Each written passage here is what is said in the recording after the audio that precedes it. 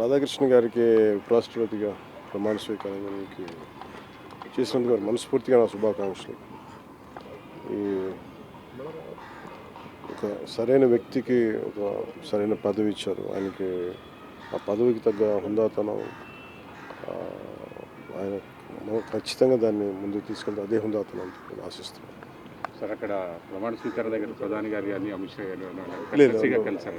నేను మిగతా వారిని కలిశాను కానీ ఆ సమయం కుదరలేదు.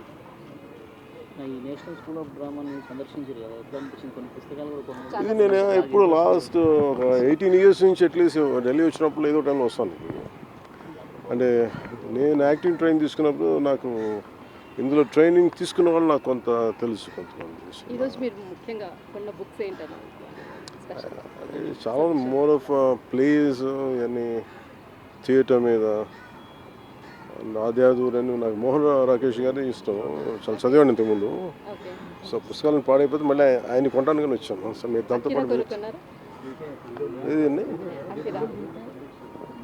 ఆ బుక్స్ అందరూ చదువుతారు. పిల్లలు కావట్లేదు, కొనే చదువుతూ ఉంటారు. ఫిల్మ్ ఇండస్ట్రీని Hyderabad Andhra Pradesh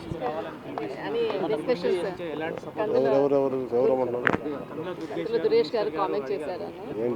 last film industry ఏపీకి కూడా రావాలి అంటే కూడా ఎస్టాబ్లిష్ చేయాలి. ఖచ్చితంగా కదా. అంటే మనకి అంటే తెలుగు ఫిల్ము ప్రపంచ వ్యాప్తంగా వెళ్తున్నప్పుడు అది ఎక్కడ సౌకర్యాలు ఉంటే అక్కడ బాగుంటుంది. సో బేసిక్గా పరిశ్రమల కోసం ఎలాగా ఆంధ్రప్రదేశ్ ప్రభుత్వం ఎలా పిచ్ చేస్తూ సినిమా పరిశ్రమ కూడా పిచ్ చేస్తుంది. వాళ్ళకి కావాల్సిన ఇన్సెంటివ్స్ ఇచ్చే దిశగా వాళ్ళు ఆలోచిస్తూ ఉన్నారు.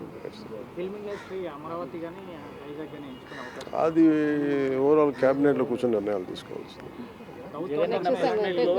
ఇచ్చిన హామీలు ఇప్పటివరకు అమలు చేయలేదు, ఏం చేశారనేది కూడా జగన్మోహన్ రెడ్డి కామెంట్ చేస్తారు. దాన్ని ఎట్లా చూస్తారు? మీరెవరు అన్నారు అధికారంలోకి రానియడానికి? కింద ప్రజలున్నారు, పైన దేవుడు ఉన్నాడని కామెంట్ చేస్తున్నారు. ఎవరు ఆయన అన్నారా? మెడికల్